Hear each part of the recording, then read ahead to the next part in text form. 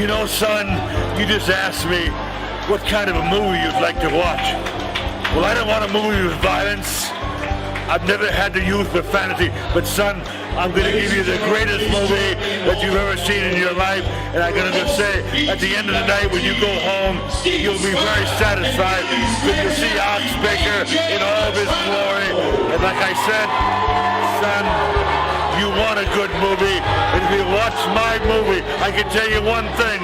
When you go home that night, you'll say to yourself, boy, I wish they would make movies like that again because I really enjoyed it. I'm going to tell my mother and father I'm not ashamed because there was no swearing, no murders, nothing. It was just a wholesome, warm, it's just like you had a dog. You can love it and you have it together. Now, son, I want you to watch this movie one more time because I can tell you one thing. You've not seen anything like it, and as long as Mark is involved, you'll never see anything like it again because we have a movie which everybody in the family can love. And Ma, I love you. I'll see you soon. Hi, I'm Mike Messier. I'm the director of this movie, Ox Baker, One of the Boys. This is a series of interviews that was conducted with Ox Baker at his home in the year 2013, about a year before Ox passed away. Ox had a lot of things he wanted to say to the pro wrestling fans, and he wanted to honor all of the wrestlers that he worked with and against in the pro wrestling industry. And Ox Baker is a legend. He was a friend of mine. In the pro wrestling world, he was basically a father figure to me. And this one's for you, Ox, and for all the guys that you worked with and all the women you worked with too. Ox Baker is always going to be one of the boys.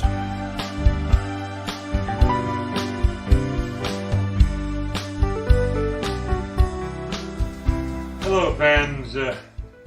You know, a lot of times you get a phone call in the middle of the night and this guy passed away, and that guy had an accident, or this guy, and you say to yourself, oh, well, I wish I could see them one last time, or said goodbye to them, you know. I know my wife, she died in her sleep. I didn't get a chance to tell her one more time how much I loved her. It's like my fans, I want you to know that I loved you. Hi, my name is Mike Messier. I'm here with pro wrestling legend, Ox Baker. Ox, as you may know, is the legendary wrestler who's known for the Heart Punch, the Hurt Punch, and he's here to discuss his career in wrestling. Ox, I want to thank you for being my friend, and thank you for this exclusive interview. So thank you. It's a pleasure being here with my wrestling crowd, because this tape is actually for the people that have watched Ox Baker over the last 40 years. Yes, I started in 1964, Mike. I don't know if you knew that or not. 1964, Ox Baker started wrestling. Why did I start? Why did I want to go in the ring and get beat up? Well, I got married a couple years before that, and surprise, surprise, I got all the bills that married people get. Right. And after a while, I'm working at the Rath Packing Company in Waterloo, Iowa. 1964, I believe the wages were 90 cents an hour. I seen on TV, Channel 7, Waterloo, Iowa, they was bringing professional wrestling for the very, very first time. We're talking about 1963 at this time. I went down there, watched it. I wasn't really happy with it. I wouldn't say I was a wrestling fan because I was a star football player, star amateur wrestler. I was a star in my own right long before professional wrestling. But as I watched these guys, I seen they was having a real good time, and as I was walking out of the place, I heard the guy that I didn't know at the time, he had set up the rings for this guy, and he was getting $11 a day. He said, I got to get more than that. I need that for my family. I said, well, $11 on top of the $90 I'm making would be all right. So I said, I know how to set rings up. So the guy, Art Mitchell, at that time said, well, you come next week on TV, you can set the rings up. So I came for several weeks, and I realized that some of the guys that I was watching, I'd actually wrestled in high school, and I beat 99% of them. So I said, wow, here they're professionals now. And at that time in '64, the average wrestler, professional wrestler, weighed between 205 to 218. There was nobody 300 pounds. Oh, I should say the Sky High leader was 300 pounds, but the small guys, in fact, the world champion was a guy out of Texas who was one of the legends I'm going to talk about today, was Danny McShane, was 185 pounds. He was the world champion. And I said to myself, as I watched him, well, I could actually beat that guy. In fact, while I was setting the ring up, he lost the title to a guy called Lou Thez, who's another legend, who really taught me, a wrestling legend, taught me a lesson 2 or 3 years later. But anyway, I got the job at setting up rings. I was going 60, 70, 80, 100 miles, and every night I was making anywhere from $11 to $14. I had to sell programs on the side, and I found out that the money I was getting was half of the money from the programs they were selling. I was getting nothing out of the gate. So I talked to this one guy, Jerry Miller, who happened to be a second cousin of mine, and I said, what are you making a week? I said, you guys are wrestling 4 or 5 times a week? He said, well, the average guy makes like $220 a week. Yeah. I said, what? $220? That would almost triple my pay. And I said, how do I get into that? Yeah, I'm setting up rings. He said, well, what you got to do, because you got to remember 1964, you know how many training schools there were for wrestling, Mike? 2? There was absolutely none. Okay. The only way you learned to wrestle, and the way I learned to wrestle, was I would pick a guy up, like another legend I had, Killer Austin. He said, well, drive me to Marshalltown, it's 90 miles, drive me home afterward. I'll teach you a wrestling hold. I said, fine. So I kept bugging Art Mitchell, who was the promoter at that time. I said, I want to get into wrestling. He said, well, you don't know that much about it. I said, well, I've learned 5 or 6 holds. He said, well, let me take you to the basement. He said, I want to show you a few more holds where you don't have to take some. So we went downstairs. He grabbed me right away. I tripped him, took him down, and put him on his stomach. He said, your lessons are over with. He said, you're a better wrestler than I am. He said, Ox, I might get you into professional wrestling. I said, well, I'm happy to do that, but I said, I don't want to lose my job. He said, well, let's work where you wrestle the odd time, you set up the rings for me, keep your job at the butcher shop, right? Right. And I forgot to tell you, at the time, 1964, I was actually 30 years old. I was at the age where most guys are quitting a profession, and here I'm starting a profession. Right. So I wrestled a few matches. I wouldn't say I was good. I wouldn't say I was bad. I was horrible. But lo and behold, one day they said, God, we need an interview out of somebody. And at the time I was using the bear hug to beat guys with, the ones I was beating. Most of the time I was wrestling 12 minutes, 15 minutes, where there's no winner. Right. In wrestling, that's called broadways. The draw. And I found out, like, the average wrestler at that time, and still is, didn't care about the wrestling fans whatsoever. Right. Well, wrestling fans, Ox Baker cares about you. I always said, without the wrestling fans there, Ox Baker would be making $90 a week at the Rath Packing Company. Right. So I started talking to him, and I got chewed out many. Why are you talking to the fans? They're goofs and that. I said, well, they don't seem. They just seem like the average people that want to get entertained.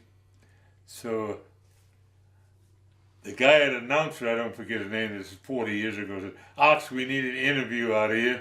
He said, well, like I said, you're using the bear hug, and he said, by the way, he said. You want to talk about your wrestling hold? I said, well, that's the only thing I know how to talk about, you know. So I got on TV, 1964, and he said, Alex, you're using that bear hug. And the announcer was real happy in that. And I said, yeah, I said, I learned it by going to movies. And I said, I'd see a tiger or a lion or something in the jungle or a human being, and it'd be a big, long snake. And all the shows in them days, the big long snake would grab somebody, grab a lion, the tiger, or the human being, and you know what he would do? He would squeeze all the snot out of him. Right. Oh my Lord, the announcer said. I went back to the dressing room, and the promoter, my first promoter, who's a legend also, Gus Karras, he said, Ox, you can't use that on TV. Yep. You know, in them days, you had to watch what you said. You couldn't really knock somebody or really say you was going to tear their arm off. But you had.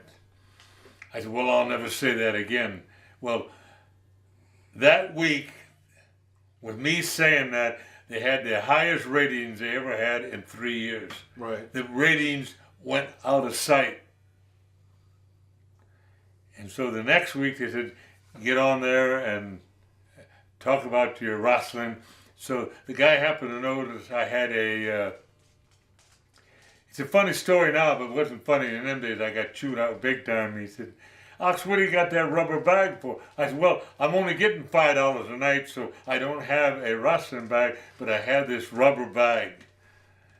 Went back to the dressing room, they climbed up. Why are you talking about $5 a night and a rubber wrestling bag? I said, well, that is the absolute truth. Right. You know? Right. So the next Monday they called me and said, you dumb, I won't say the rest of it, but come up to the wrestling office. And unbelievably, and I've laughed at it for over 40 years, the wrestling office, which was like 20 by 30 or 20 by 40, was filled up from the bottom to the top with suitcases. The wrestling people had heard that Ox Baker needed a wrestling bag. Oh, okay.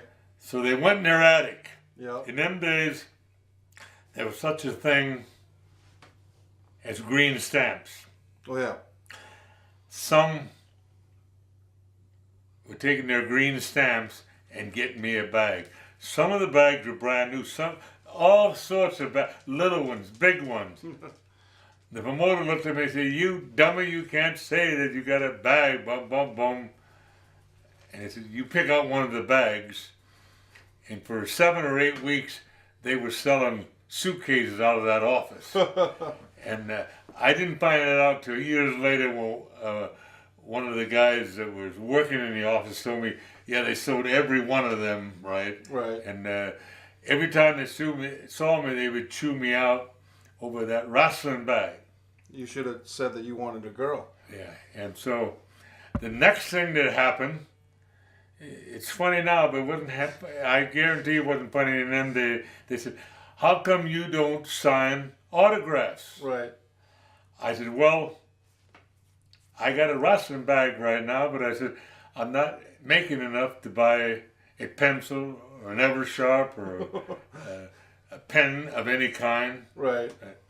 Monday morning, I got that call again. Yeah. They got hundreds and hundreds of cases of pencils, bag. And again, they told me, they kept some of them themselves because they didn't have any pencils themselves, but Yeah. they took them and they used them for many, many years. Right. The pencils, right? And, you know, it all wasn't funny in them days. I wasn't making enough to really eat 3 meals a day. I was eating one meal a day, and I cleaned that plate off. I guarantee. I'd ask for extra bread. Things were tough, Yeah. but again, being Ox Baker, I loved the wrestling business. I didn't ever think I was going to make big money. I didn't care about big money.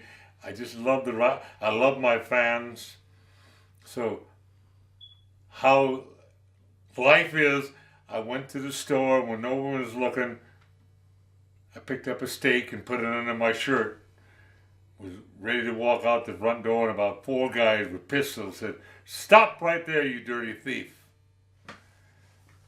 So I stopped. They took me in the back room, and the guy lifted my shirt up. "What do you think you're doing with that steak?" I said, "Oh, I had no good excuse." So the owner of the place came in and said, "If you're that hungry to steal that steak, get your rear end out of here. Don't ever come back." Right. So the next week I was sitting there, and there was 4 or 5 fans who I talked to regularly. They took me aside and said, "Ox, we heard about the steak." Yeah. I said, "Oh, Lord." They said, "What we want to do is every week that you're here, you come over to this guy's house, get a meal, that guy's house and get a meal. We got a party the odd time. We'll bring you a sandwich, blah, blah, blah." And I found out that the wrestling fans, because I love them, the wrestling fans love me, you know. Yeah. And as time went on, some guys would talk in the back, say, "I got to do an interview today. I'm wrestling this guy and that guy, and I don't know what to say." And I said, "Well, I have an interview for you." "You do? Now, you know yourself in life, you can always take care of yourself. Some way or another you can take care of it. What about helping the other guy?" Right. I found out by helping the other guy, I stayed in the wrestling, and for the longest time, I thought they really enjoyed me doing that, but I found out he's just a smart aleck, right? He happens to be a good talker, right? Yeah. And finally, the promoter got scared. Like I said, "We're keeping you here because you're the best talker we've ever seen in wrestling." So these other guys, all they can do is about tearing someone's arm off and that there. And I would give you like, you probably want a typical interview I would do, right? Yeah, please. Okay. I'd say, I'm asking Big Bob Brown next week. Now, Big Bob Brown has a very good reputation. I've heard he's won 70 matches, 60 matches in a row. But my grandmother called up and said, "Ox, I just spent 3 hours making a strawberry rhubarb pie. Yeah. And I'm going to be listening in, and if Big Bob Brown beats you, you don't get a piece of pie." Oh, my Lord. I went out there, and Brown had to stop me several times and said, "Why are you kicking? Why are you hitting so hard?" I said, "Brown, I don't want to lose that pie." Yeah. So that's the way I interview. I switched it around. And like I'm going to tell people right now, 40 years of wrestling, even interviewing, I didn't have to curse to do it. Right. I just used the plain Iowa farm boy language, you know what I mean? Yeah. I'd be wrestling this guy here, and a lot of times you were told whether he was going to win or lose at the time. And so if I wasn't going to win, I didn't care. I would just get up afterward and say, "Give me another chance," to the guy. And if I would win, I would win the matches. So I never worried about that. So many guys worried about this guy or that guy. And I run into another legend at that time, probably the meanest man in wrestling for years, and it's called Dick the Bruiser. Oh yeah. What a legend he was, folks. He took me aside and he said, Ox, I want to give you a bit of advice. He said, I've lost 300 matches in my career. I'm still number one. I said, how can that be? I heard if you got beat, your career was over. And Dick the Bruiser said, what I would do, I'd get beat 1, 2, 3 in the center of the ring. I would jump up and say my shoulder was up. I'd start arguing with the people that my shoulder was up. I'd grab the policeman, tear his hat off, work him up. I was called working the people up. He said I would go back almost a riot every night. In other words, he had found a new way to get beat and didn't hurt his reputation. I knew the Bruiser over 30 years, and he used that many, many times. And he actually took me aside and he said, Ox, I have a great reputation. Dick the Bruiser, for 30 years, been in wrestling, and I beat them all. World champions, I beat them all. He said, as long as you can talk the way you'll never see a program where Ox Baker got beat by Dick the Bruiser. We might fight out in the audience. We might both get disqualified. We might knock down some old woman. We might tip someone in a wheelchair, which we did a couple times. Yep. But I will not beat you. And at that time, he became my lifelong friend, you know. And at the time, he had another legend called Wilbur Snyder. Oh yeah. Wilbur Snyder, seeing how Dick the Bruiser was playing up to me, he never liked me. But one night we had a match with Wilbur Snyder, and he said, I've been a great amateur wrestler, he said. I said, I wrestle a little bit of amateur too. So he said, well, I'm going to take you down, and that's 2 points. I said, yeah, you're right. So he got out there, he took me down, and he yelled to the crowd, I got 2 points. I stuck my arm behind him, pushed my body. I went behind him. I said, folks, I got 2 points too. There was no winner. We only had 3 or 4 matches together because he was in another category. Yeah. But he told me afterwards, he said, Ox, he said, I never realized you could wrestle like that. I thought you were just a big clown. I said, well, I've got through wrestling with the Ox gimmick. He said, well, you got to give that up. You got to be the rugged guy. And there was a guy from Australia at this time, Johnny Boyd. He said, Ox, here you are. Because in my first matches, I hadn't shaved my head. Okay. I didn't have the eyebrows. I didn't have the beard. I just a big semi-bald head. And Johnny Boyd took me aside and said, Ox, we're going to shave that head. You're going to pull on them eyebrows because they're thick. Right. And so I started pulling on them. And after a while, they stayed up. Yeah. I grew the beard down. And I thought I was looking mean. And then my second cousin, again, he said, Ox, you know, your mustache is several colors. Right. We want to make it coal black with your eyebrows black. So I started that in 1971. Darkened my eyebrows, darkened my beard.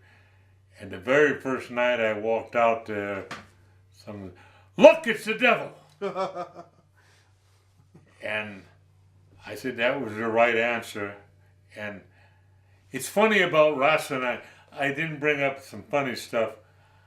The first time I walked out there, I hadn't wrestled a bit. I didn't know that people would hate or like me. I had no idea. But as soon as I got in the ring, they said, you big, ugly goof. They threw something at me. And I found out I couldn't be Mr. Nice Guy. Right.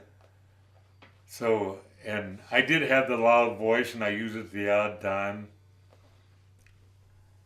I would get in the ring, and the first time I said, "Sit down in your seat or I'll backhand you." And lo and behold, they'd sit down. Right. A lot of them wouldn't talk for the whole match till the match was over. And at this time, I got to tell you another funny story. There's a woman called Hatpin Mary. She was told that she got in free if you jab you in the rear end with a needle. Right.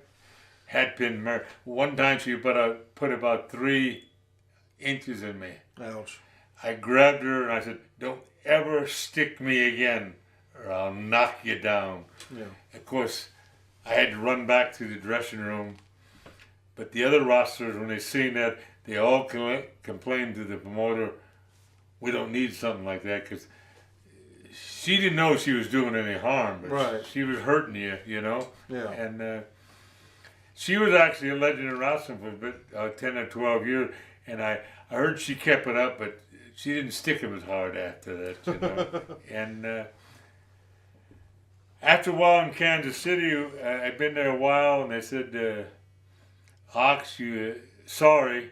In them days when they used you long enough, or used you up, I should say, Right. they'd send you another territory. So they sent me down to Tennessee, and Nick Gula said, "Where you been? I got you involved in 5 matches," and they was all over the place in Rome, Georgia, Savannah, Georgia, all over, and I was spending about $120. Gas in them days was 19 cents a gallon. By the Wow. way. But I was spending about $130, $40 and making about $100 a week. I was losing money every week. And finally I said, "Nick, I can't keep this up." And he said, "What do you think you are, a star? Get out of here." So I got fired out of Tennessee. But I had a guy from Texas said, "There's a guy there, Marty Siegel, who's a legend too. He was a promoter, and him and his announcer, Paul Bosch, wants to see you because they've heard about the Ox Baker gimmick." Right. So I packed up,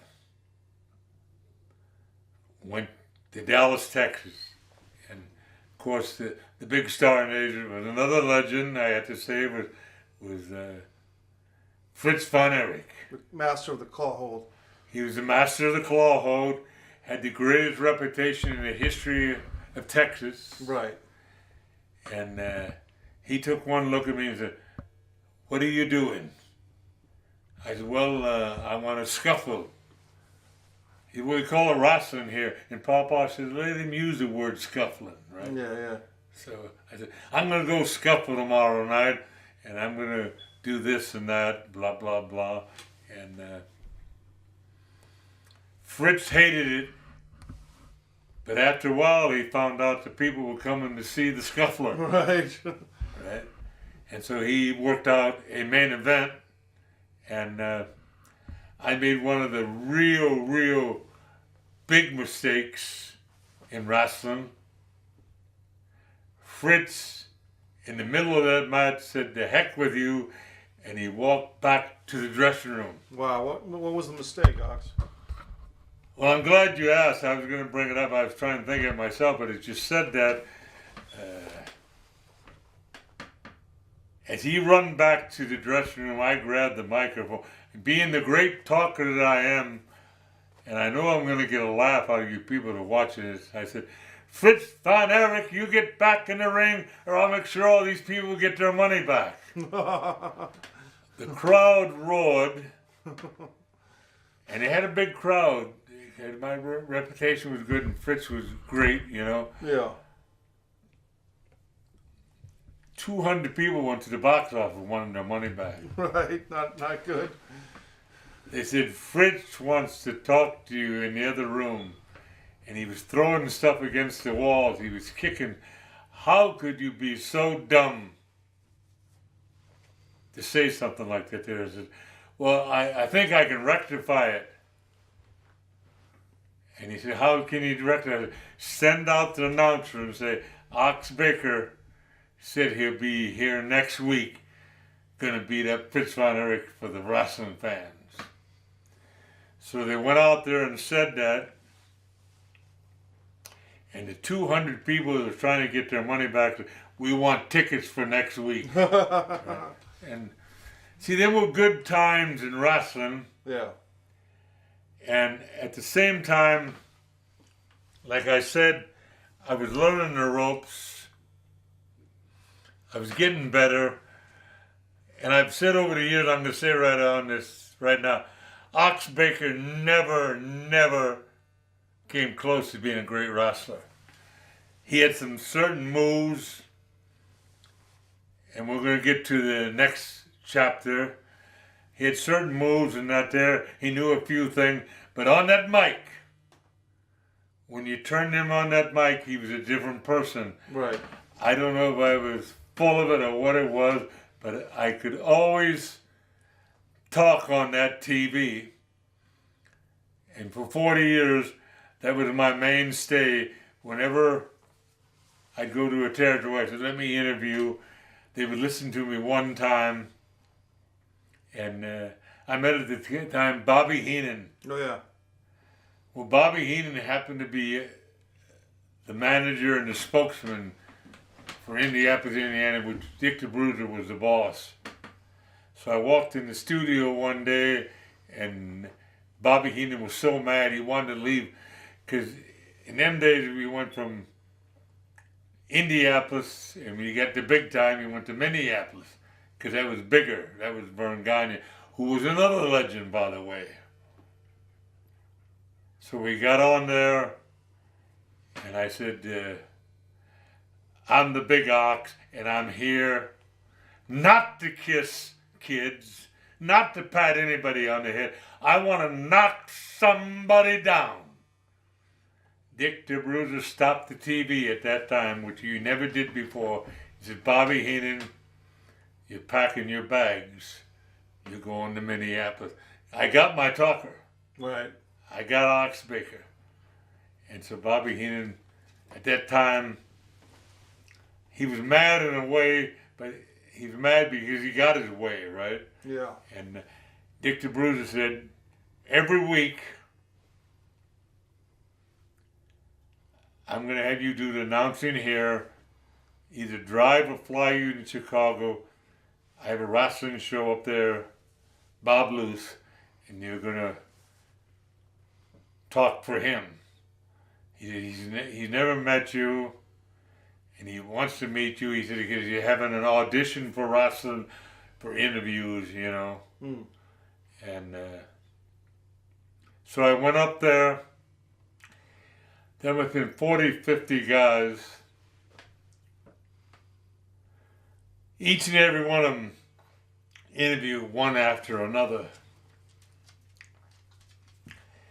Finally, Bob Luce, who was very, very hyper, threw his pencil down, kicked the chair, and said, I'm sick and tired, can nobody interview, right? Right. And I said, you haven't heard me yet, Bob Luce. And he said, big boy, I'm with the Ox. Well, let's hear your line. He said, because I've heard all these guys, how good and bad and all. I said, yeah, I've heard them too. I said, they've all missed the point, you know.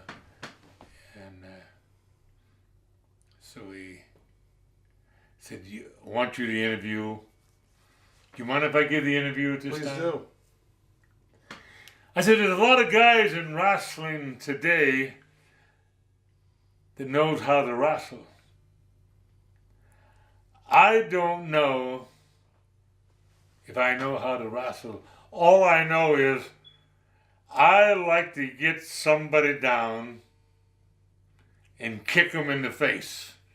Anybody can hit somebody standing up, but it takes a great, great man to kick somebody when they're down. Right. I walked out of there. It was deadly silent. He yelled, burn that rest of that tape. He looked at me and he said, Ox Baker, "You're my interviewer." He said, "I've never ever heard it done that way before." Right. Right. And he said, "The guy that's running the TV station doesn't even like wrestling. He wants to quit it. He wants to pack up, wants us out of here." I said, the guy that slammed the door when I first come in? Yeah, that's the guy. I said, "Give me that mic back." So the guys all sit down. I said, "Yeah, I remember the first time in Chicago, I don't know anybody." Yeah. I said, "I heard there's a TV announcer here, or manager, that doesn't like wrestling. Well, I want to tell him right now, every week that I come here, I want him to slam that door again, and don't come out until I've left the building. Do you understand? Because I'll knock that door down. And you know the next thing I'll knock down?" Bob loose, and nobody could say anything. The guy come running out there. "You think you're talking to me?" He said, "Yes, I'm talking to you." I said, "Your thing is nobody's ever included you in the interviews. I'm going to include you every week into my interviews." He said, "Is that right?" I said, "That's what and what do you intend to do about it?" He said, "Could I give you a couple of tickets to go out for lunch?" And that's how I started in Chicago. Yeah. And for 3 years, I was the top guy, top interviewer. I had main events like everybody else, but when they wanted that interviewer, I couldn't tell you how many times I went up. I went to this restaurant so many times I got tired of their food. But all it was, the announcer wanted, and I found out in life, the fans really get worked up, really hostile, because they want to be part of it. Right. They want to cross the line. If you and me are in a tag team, Mike, they want to tell on you that you didn't tag in. Right. They want to tell I have something in my trunks. And that's another story that Dick the Bruiser told me. He said, "Ox, everybody in them days of 64, 65, always had something in their trunks." He said, "What I want you to do is pick something up outside of the ring, Yeah. put it in your trunks, and never use it. Okay. Reach for it, have the fans yell, 'He's got something in his trunks!' but never use it." Right. And I want to tell you at this time, Mike, that was the hardest thing in the world, right? Because you'd seen everybody else use that gimmick, but it wouldn't work for Ox Baker. But I got the crowd, they were sitting at the edge of their seats. What is this goof going to do next? Right. Right? Right. And I never did it. Right. I never did it. I remember a lot of times I'd realize the match wasn't going that good. I'd pick somebody else, because we do pick on the crowd. Right. One thing I want to tell the audience is the wrestler inside the ring does not know the crowd is there at all. That's one of our secrets. Yeah. You could be, I've wrestled 40,000 people, never paid any attention to them. I wrestled 200, never paid. We don't pay attention to the crowd, but we let them think we do. Okay, that's interesting. How, Right. How does that work? Because you would think. Okay, you're sitting at ringside, I come up there and say, "Is your wife going to go to the bathroom while I'm wrestling? Yeah. I don't want to waste your money." "I'm talking to you, sir." And naturally you say, "I wish you wouldn't talk about my wife."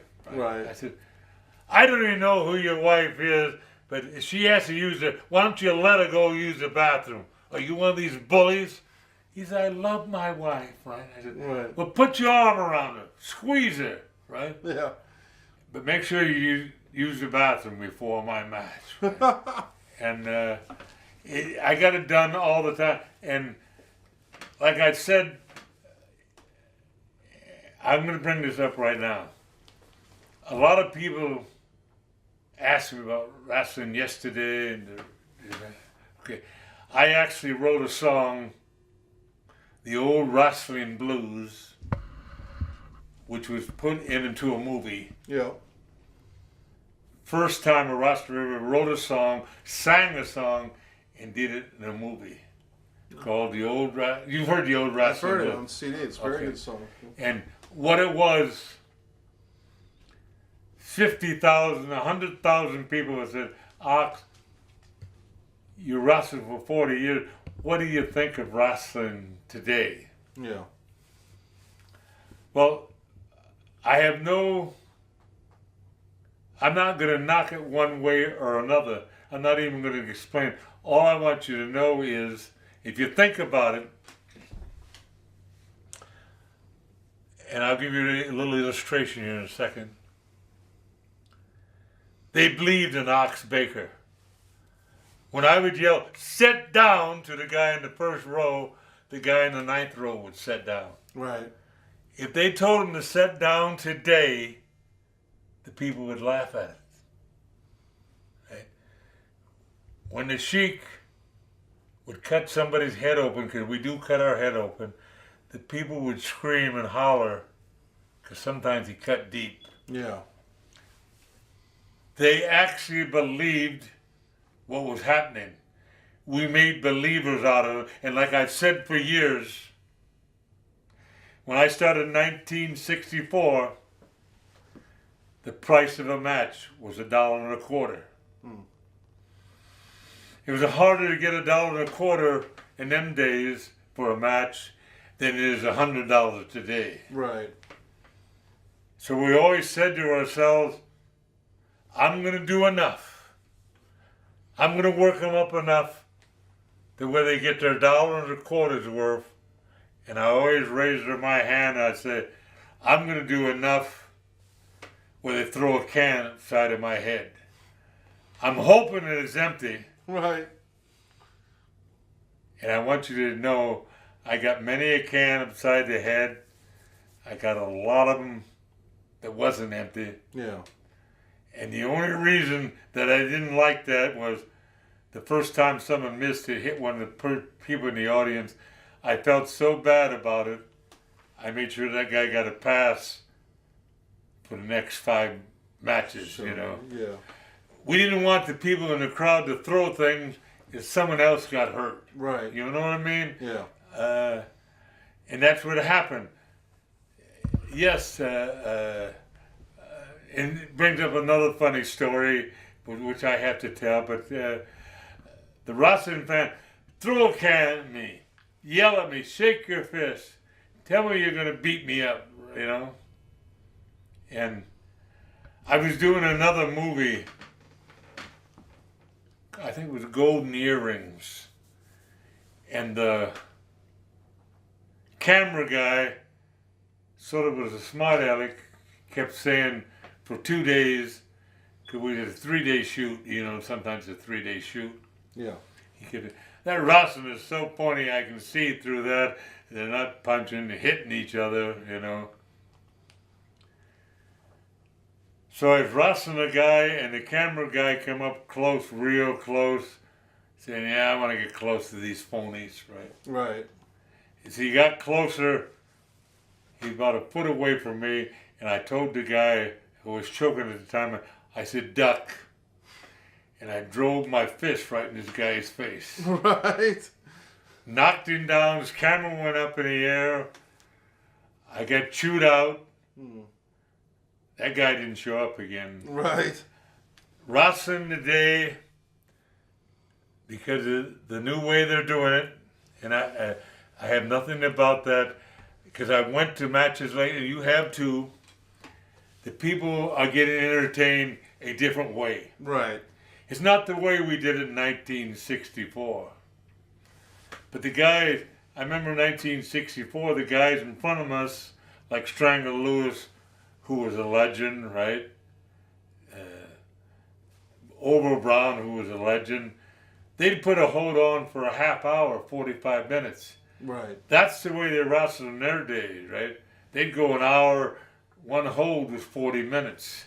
We found out that we call it catch as catch can, one hold after another, you know, and In fact, another funny story is I went to Texas. Now, I went to Florida. Yeah. And another legend, Eddie Graham.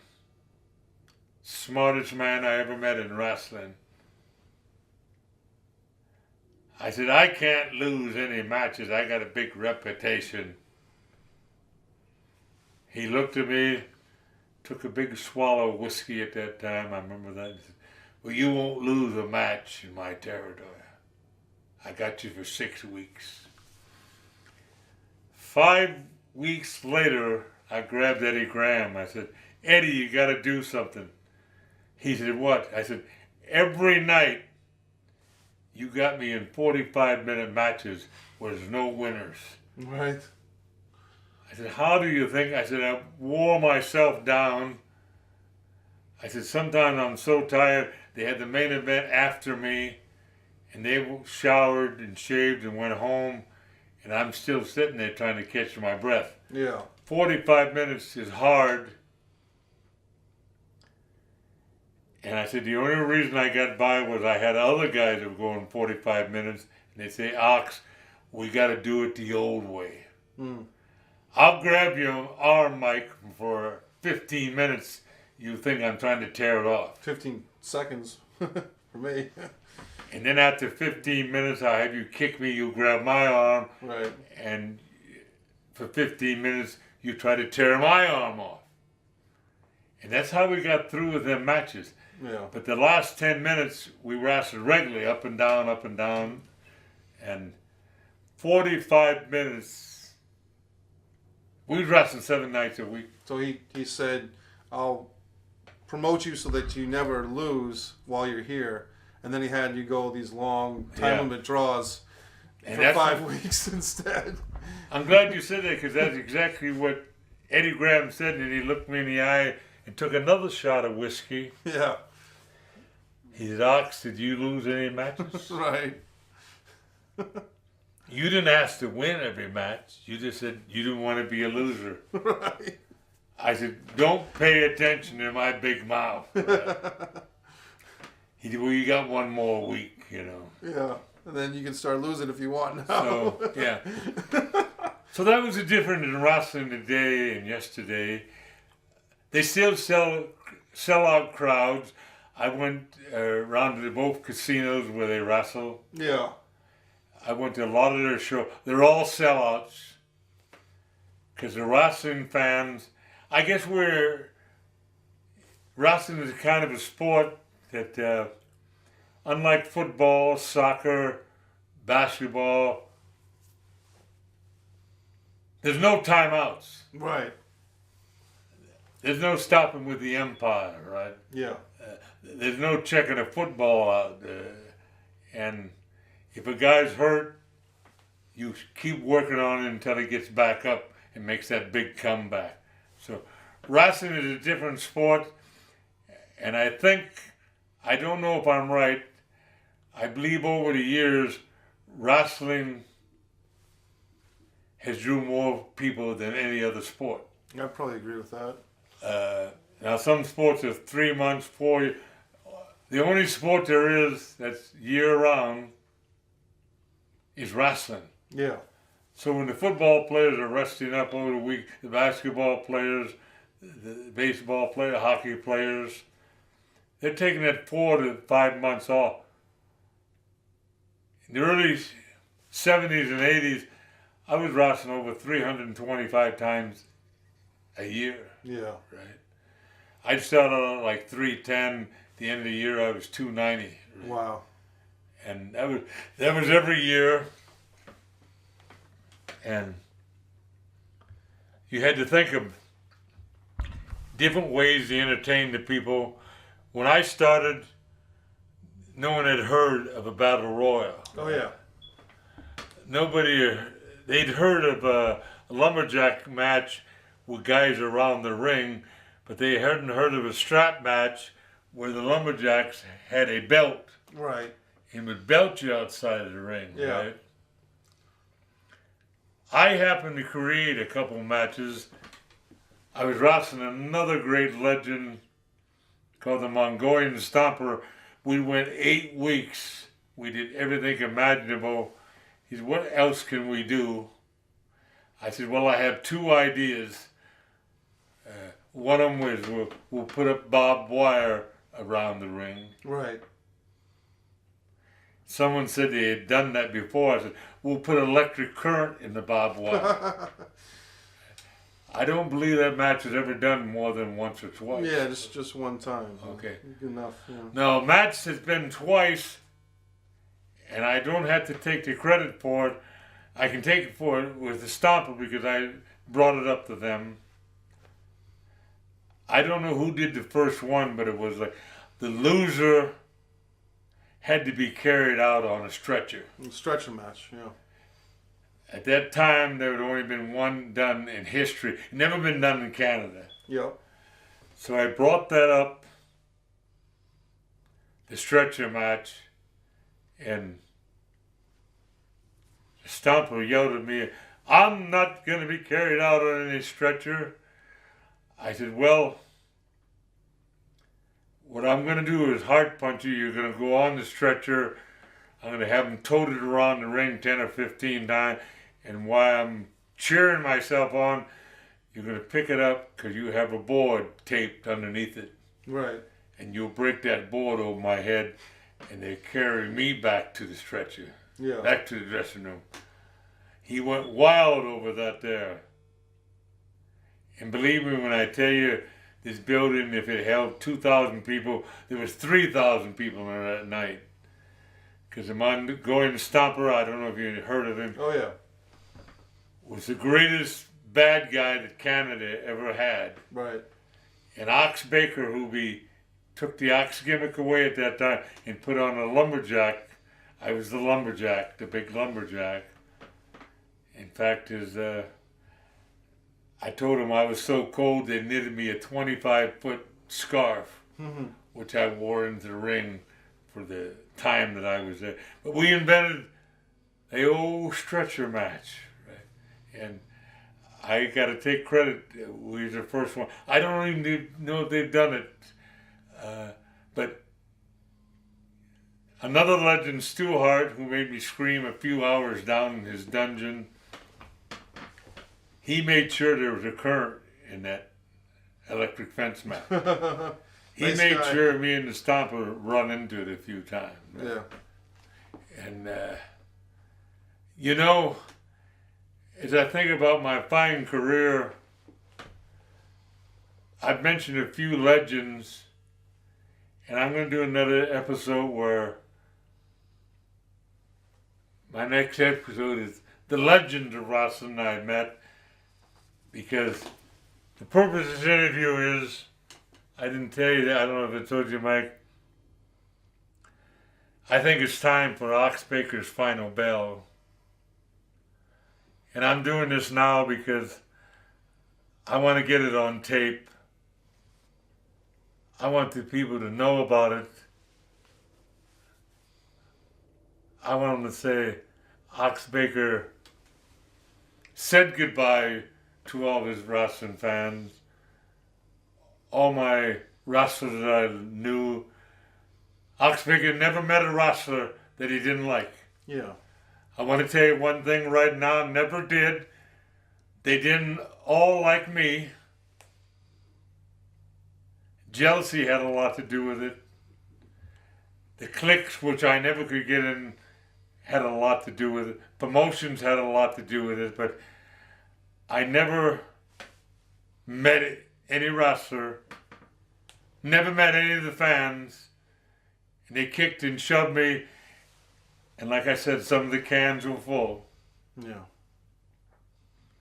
But I loved every one of them. And when I go to the matches, I watch them. I went in the dressing room lately, a couple of times I had to tell a guy, why did you yell at that guy? Well, he was making, I said, that guy paid his way in. Right. Right. I never did that to the fans. In fact, as I talk about the full cans, a lot of guys said, hey, that can was empty. And the next one wouldn't be empty, right? Right. And I remember I stopped one night, I got to tell this story. A woman had a big glass of champagne. dressed up to the hilt. And I said, lady, I want to be back to check your body over later. And I chug-a-lugged that champagne. And, I made a bet with somebody I could make her curse. Okay. I drank her champagne and said, have another glass for me, honey, when I get out of the ring. For 10 minutes, she called me every name in the book. Right. She smashed all the glasses she had there, right? Took all the champagne off the tables. And you know what was happening inside of my body? I was laughing and giggling, right? Right. Because I got it done. I didn't touch her. I didn't grab her. I didn't squeeze anything. I drank a glass of her champagne. Right. And you probably want to hear about my legends, don't you? Yeah, we can do that. And I want to tell you another one of the reasons why we're doing this interview, which will come up later. Right now, I'm real thirsty. Okay. I had to stop and get a drink, if you don't mind. You guys did impressive. Whoa! Look at that. No, it's real. Look. Wait. Lady. Hello. Look.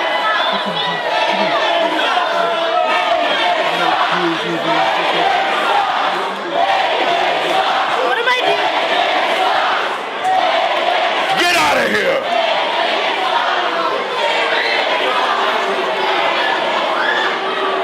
I suck as much as Webster.